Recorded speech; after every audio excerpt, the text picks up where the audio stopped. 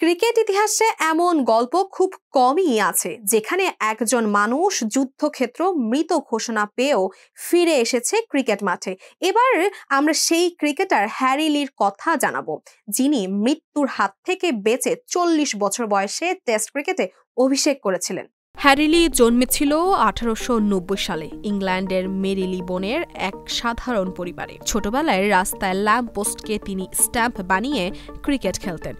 স্কুলের প্রধান শিক্ষকের সঙ্গে চ্যালেঞ্জেও লিকে জয় করতেন। 16 বছর বয়সে লর্ডস গ্রাউন্ডে স্টাফ হিসাবে কাজ শুরু করেন। সেখানে টেডি উইনিয়ার্ড, আলবার্ট টুডের মতো তারকাদের কাছ থেকে ক্রিকেট শিখেছেন।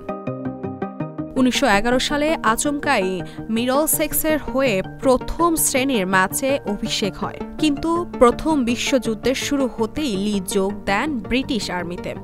ফ্রান্সের নিউফ শাপেল যুদ্ধক্ষেত্রে গুলি লাগে তার বাঁ পায়ে। নোম্যান্স ল্যান্ডে 3 দিন পড়ে থাকেন, মৃত্যু ঘোষণা করা হয়। ব্রিটেনে স্মরণ সভাও আয়োজন করা হয়, কিন্তু অলৌকিকভাবে বেঁচে যান। জার্মান সৈন্যরা উদ্ধার করে হাসপাতালে পাঠান।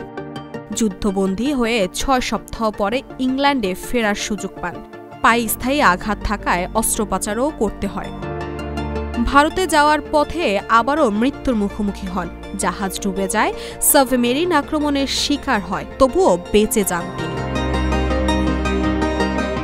যুদ্ধ ও বিপদের হাত থেকে ফিরে 1919 সালে মাঠে নামেন লি। প্রথম মৌসুমের 1000 রান পূরণ করেন। পরবর্তী বছরগুলো মিডলসেক্স চ্যাম্পিয়নশিপ জয়ে গুরুত্বপূর্ণ ভূমিকা রাখেন। মোট 437টি প্রথম শ্রেণীর ম্যাচ খেলেছেন, 38টি সেঞ্চুরি এবং 401টি উইকেট নিয়েছেন। 1931 সালে ফেব্রুয়ারিতে 40 বছর বয়সে অভিষেক হয় লির, কিন্তু ব্লেজার ও ক্যাপ পাননি।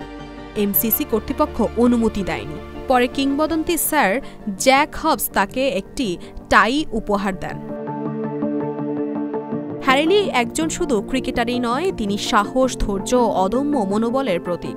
বারবার মৃত্যুর মুখোমুখি হয়ে বেঁচে থেকে ক্রিকেটের সর্বোচ্চ মঞ্চে নামা তার জীবনের অনন্য কাহিনী।